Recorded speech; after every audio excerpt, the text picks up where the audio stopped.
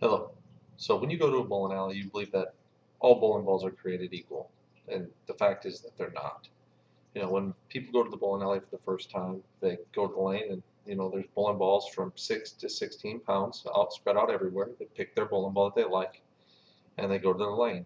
Well, I think I'm an average guy, and I could throw a 15 or 16 pound bowling ball. So I go over and I look and I pick up one. Well, this is a 15 pound ball. Look, and the holes are ginormous. Why does it you think that they drill them for a giant, only for a giant to throw that 16 pound bowling ball? So I end up normally with a 12 pound ball.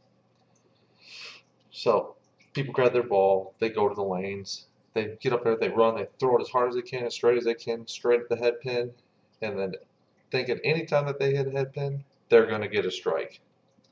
Well, I did some research and found out that Ridnow, Morris, and Benner, they did a study and found out that it takes a 6-degree angle entry into the pocket to have the highest probability of throwing a strike. Knowing that now, but let's go back in time and I'll give you a little back history on me. I bowled my first game when I was 5 years old. And then I continued to bowl all the way up until now. So junior leagues I competed locally and state. And then I joined the military and I competed in state tournaments as an adult, and the highest I've competed is finished fifth at the Georgia state tournament.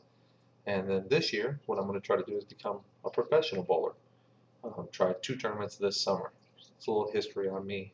But the one story that I remember is my mom telling me that when I was a little guy, I would sit down and watch the pro tours on Mondays or on Saturday afternoons, and I just enthralled, stayed in touch, watched them. It was awesome, and I thought I could be one of those guys. So, knowing my little back history, I wanted to figure out what does it take for a ball to do this. So, I'll describe 3 separate bowling balls. I have a plastic, a urethane, and a reactive resin bowling ball.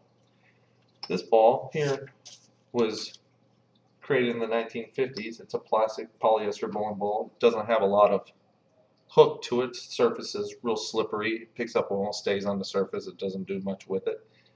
Today, people use these bowling balls for their spares. The straighter, the better for your spares. Oil conditions won't matter. The ball just goes straight, pick your spare up and move on.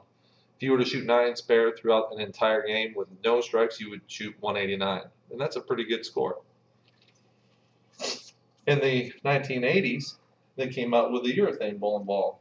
It's a little rougher surface. It's harder. It grips the lane better. It creates a little more arc in the back end, so you have a higher probability of carrying. And they use these bowling balls for about 10, 13 years, until in the 1990s and 92, they created the reactive bowling ball. It's real tacky. It's got a surface. The bowling ball actually absorbs the oil, so the oil doesn't stay on the ball, and it rolls on different part of the surface. It's sticky. When they came out with this bowling ball, the percentage of 300 games went up 15% just because of the release of this bowling ball.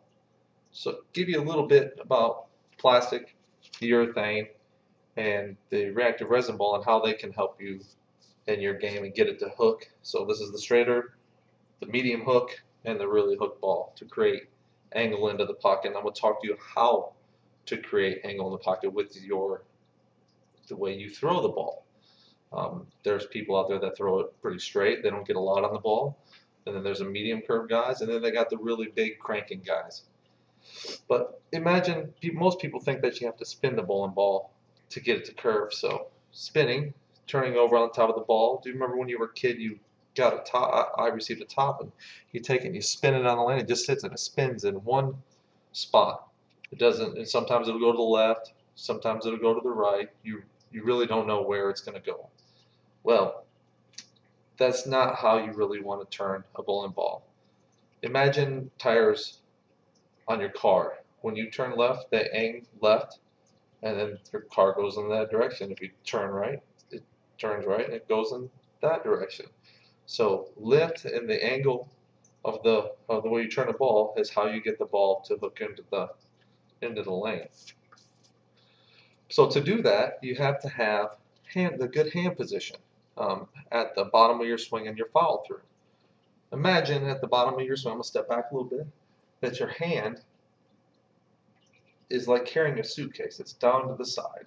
So you come back, and then you follow through, reaching out like you're shaking somebody's hand and following through. And when you follow through, you aim right at your target. If you're aiming at the second arrow, you aim at the arrows, and you become more accurate, and you'll consistent ball speed and consistent spin equals higher probability to strike.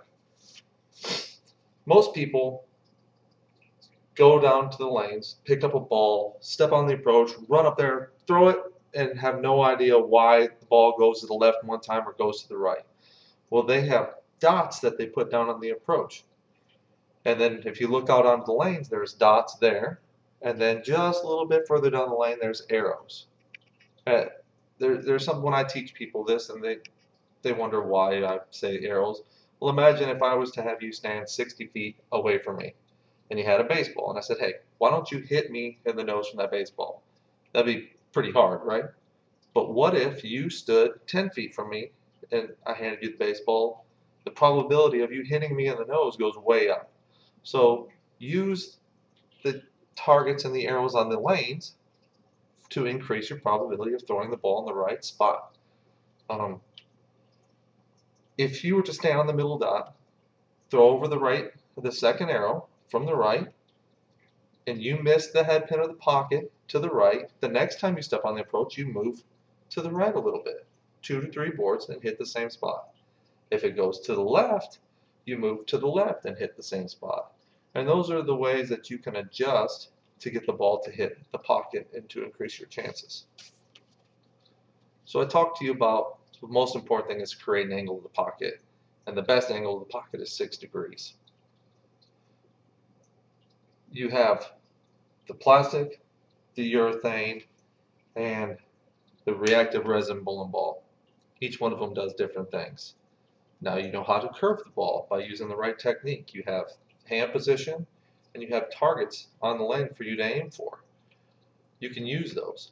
So if you want to become a better bowler, next time you go to the bowling alley, you can go into the pro shop. Normally there's somebody in there who can help you out. Sometimes they'll help you with instruction. They also can match you up with a bowling ball. I have had a pro match me up with this bowling ball specifically for my game on a heavier oil surface. It works great. I've got a 785 with this bowling ball right here. It's awesome. It was a great night.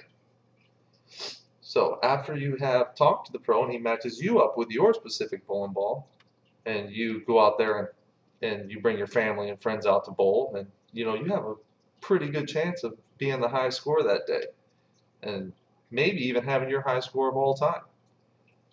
So I challenge you to get out there and bowl. It's an awesome game, and keep it alive. You can do it from the age of 5 all the way up till 100 years old. I've seen a guy 90 some years old out bowling in a tournament. I didn't even know how he was standing, but you can do it too. So get out there and bowl.